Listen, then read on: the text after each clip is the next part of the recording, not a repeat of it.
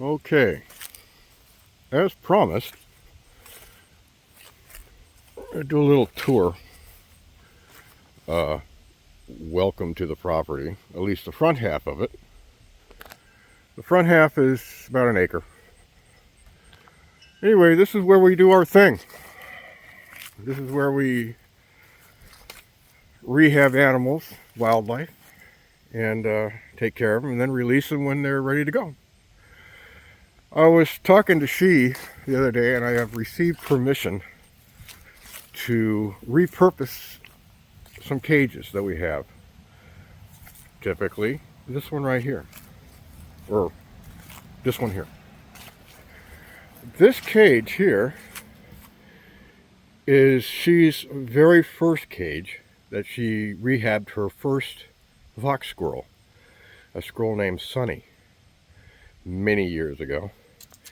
And it's at its end of life for that purpose. So what's going to happen here, if some of you have been paying attention, we had a monarch butterfly named Bob, which turned out to be Babette. But you know what? Who cares, right? Anyway, so I'm going to repurpose this cage to become a monarch. Sorry. Excuse the video quality. I don't know how to do this. I'm going to tear it apart, replace some of this hardware cloth. Here, I'll show you. This is hardware cloth, steel. All that's going to come off. And in its place is going to be some screening. It also has a base, you can see there at the bottom. It needs to be fixed up a little bit, but that's not an issue. So this thing will be completely covered in mesh. Inside of it, she can put her milkweed inside and raise monarch butterflies, because we do have them out here. We have a lot of milkweed out here. The right kind of milkweed anyway. And so that's in the plans. This particular cage is for ground-dwelling creatures like possums and stuff like that. It is not a raccoon cage. When you rehab raccoons, you have to be very careful because they do carry roundworm and things like that. So you have to have a dedicated cage. And you have to clean it and all that kind of good stuff. So this is just in case. Over here, we have the larger cages. There are 3 of them currently, and 2 in construction. So you have 2 small ones, a large one, which is occupied at the moment by a squirrel named Stormy, who was a rehab. He was released and then took 2 bad falls and suffered some closed head injury.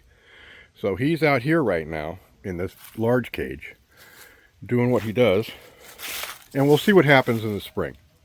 It's too late to send anything out right now. At least to She's liking. She preferred to release them a little bit earlier so they can go out and make drays and things like that. But it's, you know, the squirrels right now are not as active as they typically are here on the property because they are getting ready for the winter. Anyway, so it's all right, Stormy. Let's see if I can show you. There's Stormy right there. Can you see her? Him?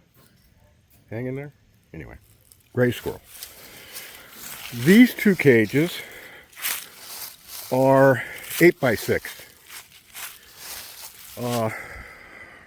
8 feet long, or 6 feet long, and or 8 feet long and 6 feet high. They're made out of wood, obviously, and some very strong wire that we've had for a number of years. I don't know what gauge this is. It's heavy gauge, but it's pretty sturdy. Unfortunately, we loaned the ends to another rehabber and we never got them back, and the rehabber disappeared. So to replace the end pieces, let's go in here. We have that hardware cloth again, 1/2 inch hardware cloth. You can use 1/4 inch, but you know, a 1/2 inch is what we had. We have quite a bit of it. And then of course 2x4 construction, 1x2s, whatever is on sale at Home Depot we use. It's the same on the other side. You can see the hardware cloth bundle down there.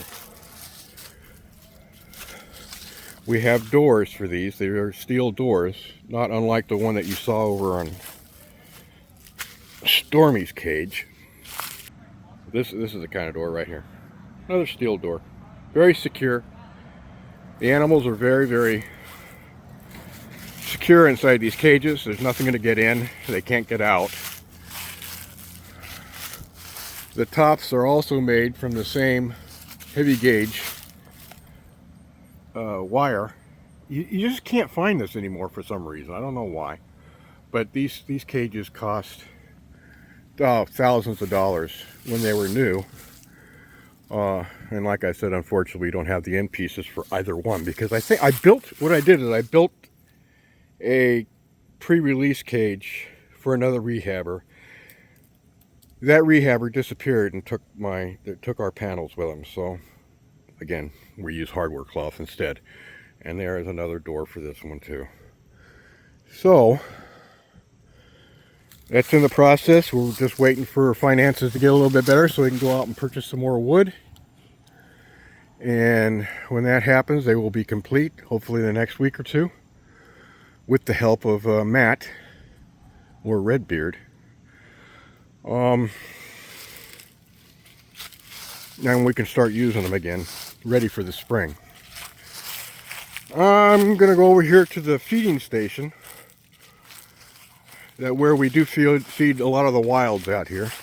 This was here when we purchased the property, I don't know, what, about 8 years ago, 9 years ago. It's just a play station. But it is now used as a feeding station. Everybody comes here. Deer, turkey, squirrels, groundhogs, everybody.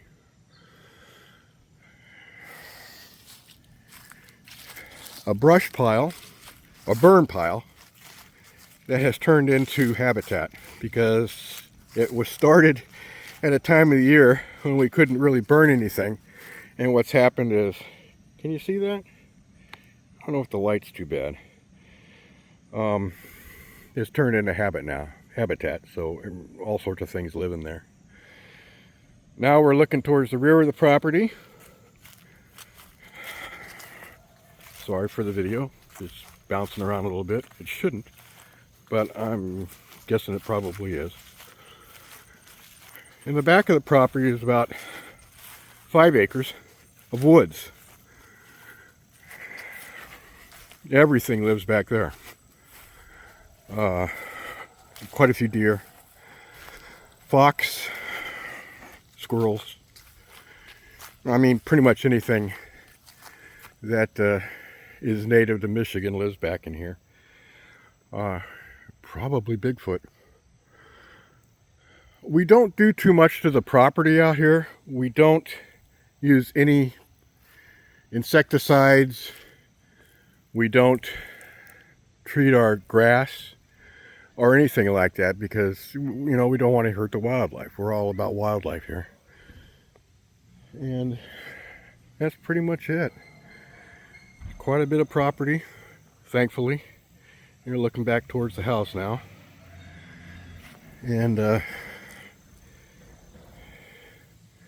yeah. So that's what's been going on around here. We have a busy next couple of weeks getting those pins fixed up again, or built. It's time consuming because you got to get everything right. They have to stand up to the weather here and the winds and things like that. You certainly don't want them falling down. But they will be clad in 1/2 inch plywood, treated plywood. So they're protected from the wind and the elements and things like that in certain areas. They both face south for the most part, where we don't get a lot of weather. Our weather comes from the west. So when we're building these things, We have them south facing so they get sun. And then the rest of it is clad in the plywood. This side will be completely clad. The back will be completely clad. And some of the front clad. The ends will have shelves so we can put, you know, some boxes in there for them. And they're going to be nice. I mean, it's I really enjoy making these things. Thankfully, I have help this time with Matt, or Redbeard. He's been a blessing.